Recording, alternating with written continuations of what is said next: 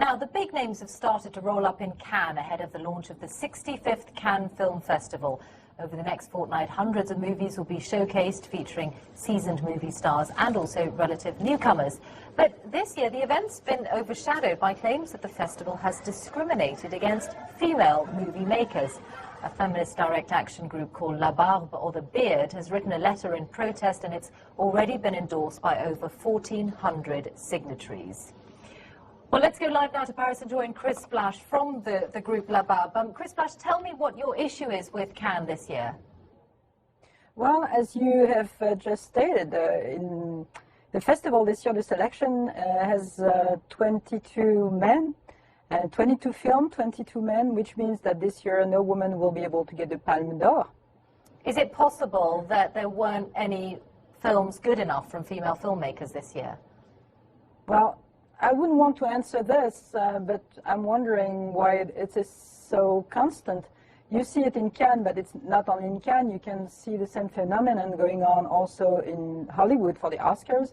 And it gets you to wonder, you know, when you see that about 60% of women are in cinema schools here in France, how it can be possible that at the end of the day you have selections where women are totally absent.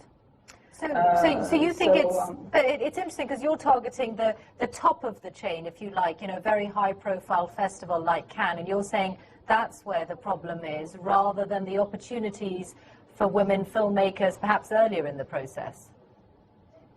Well, the thing is, you know, I think it's there is a long way to get there for when you're a woman and when you're a woman filmmaker. So, first of all, you have to look at, you know, figures.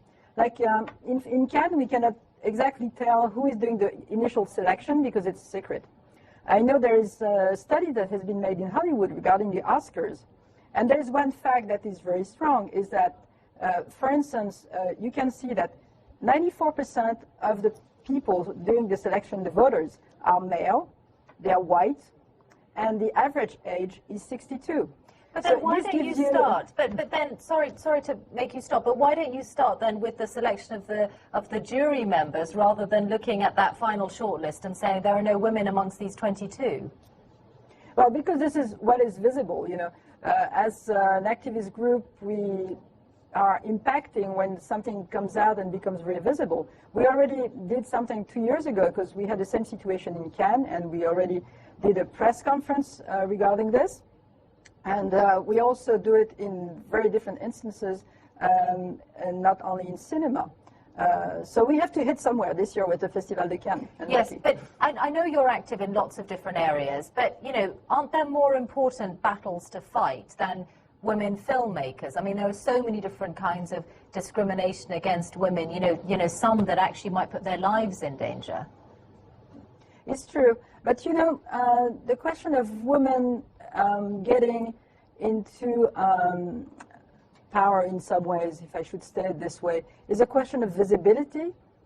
So if you don't see visible women, how do you expect little girls today watching movies and say, maybe I can be there? You know, you need to raise the expectation. You know, you need to be working on these elements, and there is no fight that is not important. And, you know, and so next year, so next year, if we had, if the Cannes Film Festival said, okay, next year we're going to put 22 people on the shortlist, and we will make sure that 5 of them, or 6 of them, or 7 of them, whatever, are women, would that make you happy? I wouldn't say happy, but it would be certainly an improvement. But I mean, a quota, the idea of a quota, do you like that idea? Well, I'm not sure I like it in terms of the quotas in terms of art, but, you know, it's a very tricky situation because when you know, talent has no sex, so it's very difficult to say that, you know, you could, you know, make a selection according to talent. But at the same time, this is where this is the explanation that's being put up every time, saying that because there is, you know, we cannot choose upon sex or upon talent only. So Chris Blache, is where you have your catch. Thank you. I'm sorry to stop you. We're just about to go off air. Thanks for being with us on Impact, and we're back with you straight after Click.